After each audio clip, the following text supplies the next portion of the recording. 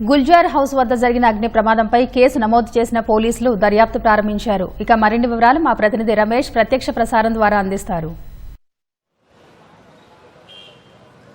Charminar police station పరిధిలో జరిగిన భారీ అగ్ని ప్రమాదంలో 17 మంది మృతి చెందిన సంగతి తెలిసిందే. అయితే ఈ ఘటనకు సంబంధించి కూడా పోలీసులు కేసు నమోదు చేసి లోతైన ప్రస్తుత దర్యాప్తు అయితే చేస్తడం జరిగింది. దీంట్లో ఎవరి తప్పిదంతో ఈ ప్రమాదం జరిగింది లేదా ఏదైనా మానవ తప్పిదం కానీ లేదా సాంకేతిక పరంగా సంబంధించి కూడా ఏదైనా తప్పిదం జరిగిందన్న కోణంలో కూడా పోలీసులు ప్రస్తుతం అంటే జీరో ఫైర్ యాక్సిడెంట్ కింద కూడా చార్మినార్ పోలీసులు అయితే కేసు అయితే నమోదు చేయడం జరిగింది. దీన్ని ఇటు అగ్నిమాపక సిబ్బందితో పాటు తర్వాత ఎలక్ట్రిసిటీ సిబ్బంది సంబంధించి కూడా సంయుక్తంగా కూడా పోలీసు అధికారులు కూడా ఈ దర్యాప్తు అయితే చేయనున్నారు. అంటే ఎక్కడైతే ఆ అగ్ని ప్రమాదం మొదటగా షార్ట్ సర్క్యూట్ కారణంతో జరిగిందని చెప్పి మొదటగా అనుమానించడం జరిగిందో అక్కడ నుంచి ఈ దర్యాప్తు అయితే ఈరోజు పోలీసు అధికారులు అయితే దర్యాప్తు అయితే చేయనున్నారు. దీనికి సంబంధించి పోలీసుల దర్యాప్తు లోతైన దర్యాప్తు అయితే అధికారులు అయితే చేయనున్నారు. కానీ ఈ ఘటనలో ఒక విషాదకరమైన ఘటన అని చెప్పవచ్చు. అయితే పాత బస్సి సంబంధించి కూడా చార్మినార్ సమీపంలో ఉండే ఈ ప్రాంతంలో ఈ ప్రమాదం అయితే సంభవించడంతో కూడా ఇదంతా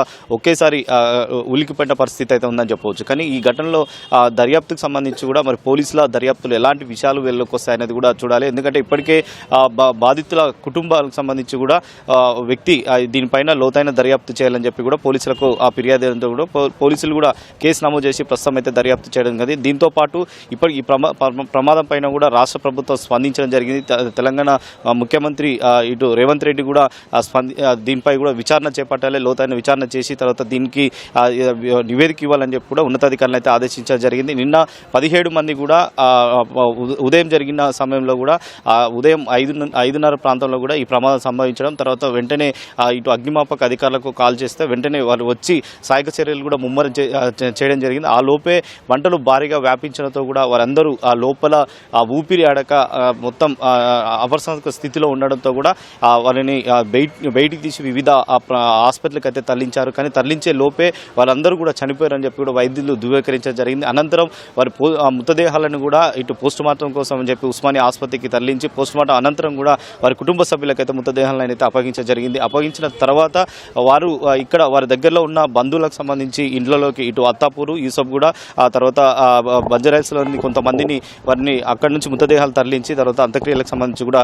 చేయడం జరిగింది. కానీ ఈ ఘటనకు సంబంధించి అయితే పోలీసులు కానీ తర్వాత అగ్నిమాపక అధికారులు అయితే నిన్నటి నుంచి కూడా దర్యాప్తు అయితే ముమ్మరం చేయడం జరిగింది. దీంట్లో ఎవరి అంటే ఎక్కడ ఈ లోపం జరిగింది తర్వాత ఇంత పెద్ద ఎత్తున భారీగా అగ్ని ప్రమాదంతో కూడా 17 మంది మృతి చెందడంతో కూడా 2 తెలుగు రాష్ట్రాలకు సంబంధించి అయితే తీవ్ర సంచలనం అయితే రేపిందని చెప్పవచ్చు. కానీ ఈ ఘటనలో మరి దర్యాప్తు తర్వాత ఎలాంటి విషయాలు వెళ్ళకి వస్తాయనేది కూడా ప్రస్తుతం అయితే చూడాలి. మనం ప్రస్తుతం ఘటన స్థలం వద్ద ఉన్నాము. ఇక్కడ మొదటి అంతస్తులో నివాసంగా ఉంటారు. తర్వాత గ్రౌండ్ ఫ్లోర్కి సంబంధించి కూడా వ్యాపారాన్ని కూడా కొనసాగిస్తున్నారు. కానీ లోపలికి తర్వాత బయటికి రాలేక కేవలం ఒకటి ఉండడం మాత్రమే ఇంతవరకు ప్రమాదం జరిగి ఉండొచ్చు అని చెప్పి కూడా ఇటు అగ్నిమాపక అధికారులు అయితే భావించడం జరిగింది. లోపలికి అగ్నిమాపక అధికారులు కూడా లోపలికి వెళ్ళలేక తర్వాత మంటలు ఆర్పే ప్రయత్నం చేయడానికి కూడా కొంతవరకు అంతరం ఏర్పడంతో కూడా ఇంట్లో ఉన్న తలుపులు కానీ తర్వాత గోడకు సంబంధించి కూడా రంధ్రం చేసి వారిని అయితే బయటికి తీసిన పరిస్థితి అయితే ఉంది. కాబట్టి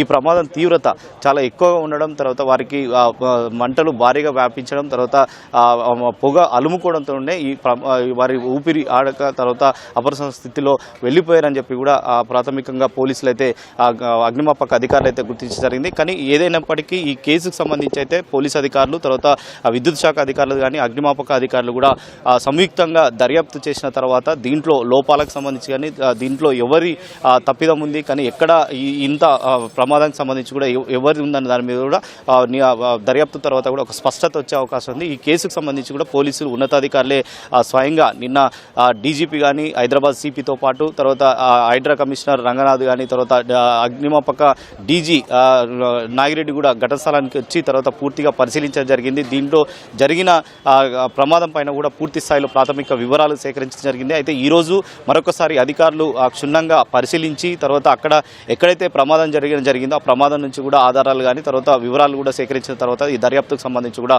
ముమ్మరంగా కొనసాగే అవకాశాలు అయితే కనపడుతున్నాయి. Vote studio.